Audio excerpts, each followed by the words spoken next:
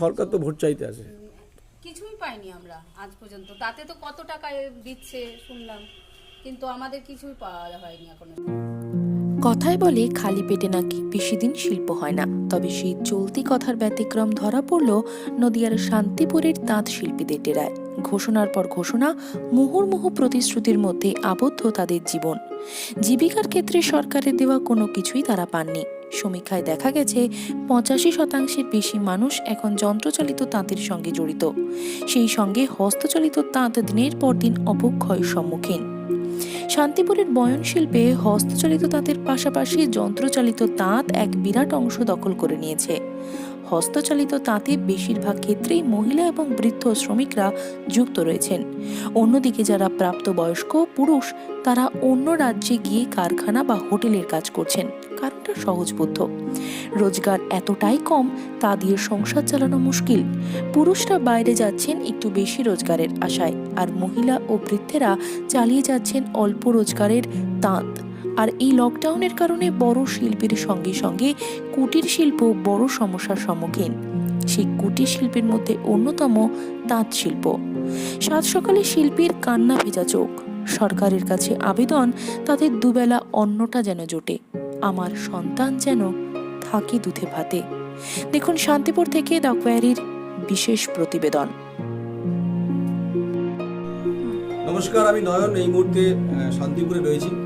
আপনারা সবাই জানেন বাংলার সুবিখ্যাত তাঁত, বাংলার কুটির শিল্পের সম্পদ বলা হয়, যা বলা হয় ডেস্টিনেশন বলা হয়। কিন্তু বিগত কয়েক দশক ধরে বাংলার তাঁতের যে হাব বা ডেস্টিনেশন, সেটা এই মুহূর্তে খুব খারাপ অবস্থা রয়েছে। হ্যান্ডমেড কার্যত উঠে গেছে। এখানকার যাদের জীবন জীবিকা রুটি কাপড়া মাকান ডিপেন্ড করে, সেটা খুব খারাপ অবস্থা। আমরা এই মুহূর্তে পাওয়ারলুমে রয়েছি, অর্থাৎ যারা মেশিনে তৈরি করে। আমি আপনার সঙ্গে, আপনি একটু মেশিনটা স্টার্ট করুন।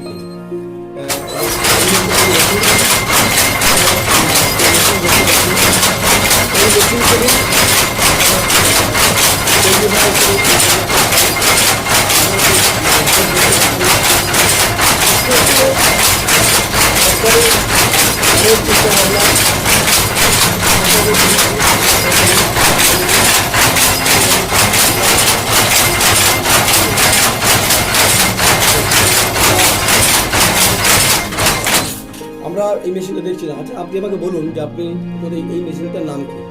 এটা পাল বলা হয়, জ্যাকেট পেজে। আচ্ছা আচ্ছা আচ্ছা, জ্যাকেট দিয়ে এই নকশার কাজ করা। আচ্ছা, একদিনে করা কাপড় তৈরি হয়? 3-4টে করা যায়। আচ্ছা, সরকারের যে সমস্ত আর্থিক বরাদ্দের কথা বলেছিল, সেগুলো কি পাচ্ছেন আপনারা? না। আচ্ছা, এখানকার লোকাল এমএলএ কে? এমএলএ অরিন্দম। অরিন্দম কি?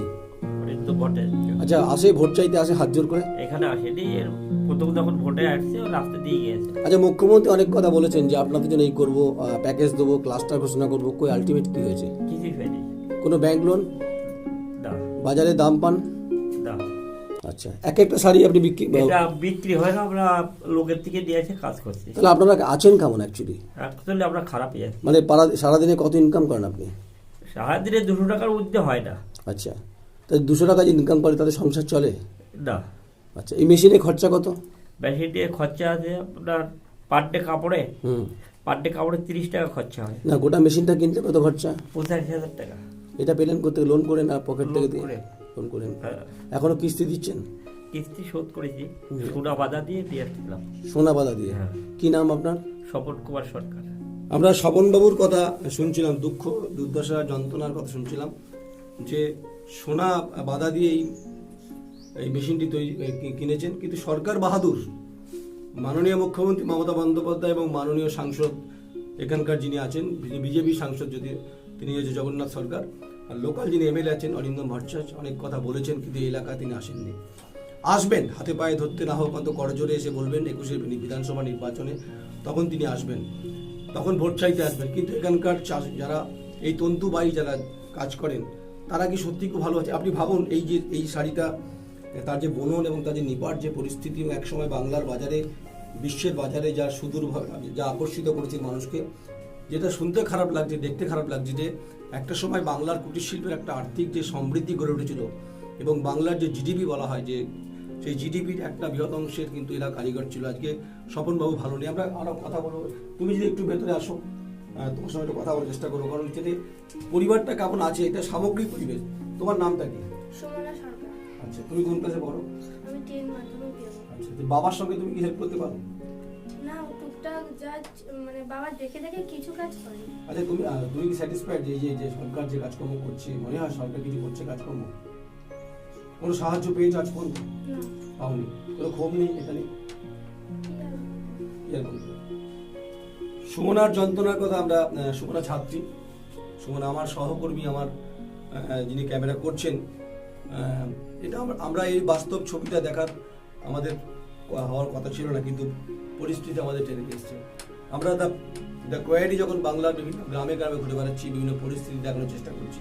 আমি তুলিকে বলবো, তুলি এই ছবিগুলো দেখানোর জন্য, এই ছবিগুলো জীর্ণ পড়ে গেছে, মরচে পড়ে গেছে, কালচে পড়ে গেছে, হাড় কঙ্কাল জঞ্জাল মানে কার্যত সেই বেরিয়ে এসছে, কিন্তু তা সত্ত্বেও এদের জীবনকে ধারণ করতে হয়।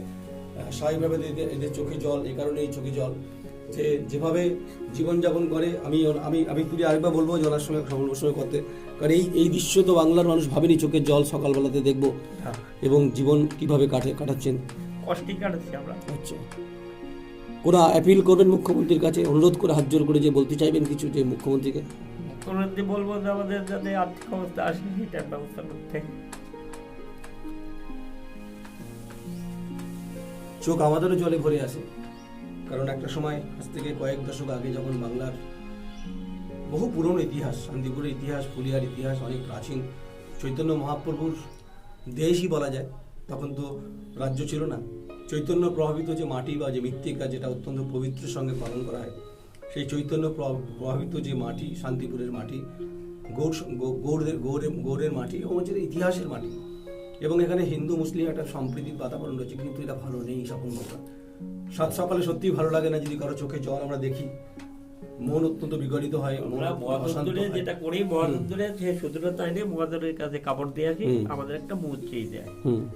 মুদ্রি হচ্ছে কাপড় করতে আমাদের 50 টাকা গড় থাকছে, আর যে টাকাটা দেয় মুদ্রি 75 টাকা, সেটা 30 টাকা কাপড়ে খরচা তুলে দেয়। আমরা বুঝতে পেরেছি, আপনি যদি জানলাটা কিছু বন্ধ করে দেন তাহলে খুব ভালো হয়, কারণ যেটা আমরা যেটা বলছিলাম যে বাংলার মাটিতে সুজলাং সুফলাং, এই বাংলার আমরা বারবার যে কথাগুলো বলি, মুখ্যমন্ত্রী অনেক কথা বলেন বটে, কিন্তু মুখ্যমন্ত্রী মহোদয় আপনার কাছে আমাদের অ্যাপিল রয়েছে। এখানকার যিনি সাংসদ জগন্নাথ সরকার, তার কাছে আমাদের অ্যাপিল রয়েছে, মাননীয় প্রধানমন্ত্রী যে आपको भी आपसे भी अपील है, जो आपका जो सांसद जो जिस जगह पे है, ये शांतिपुर है, वो विधानसभा भी है, कुछ ध्यान दीजिए।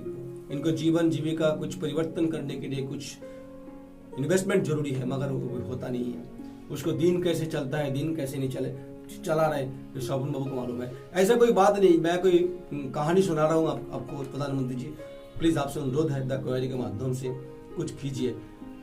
মানে এদের সংখ্যাটা অনেক পরিমাণ, কয়েক লক্ষ মানুষ এখানে জীবন ধারণ করে। যাই হোক, আমাদের সকালবেলা ভেবেছিলাম যে মর্নিং সোর্সটা খুব ভালো হবে, কিন্তু ভালো হলো না।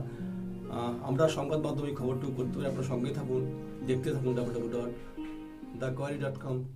আমি নয়ন।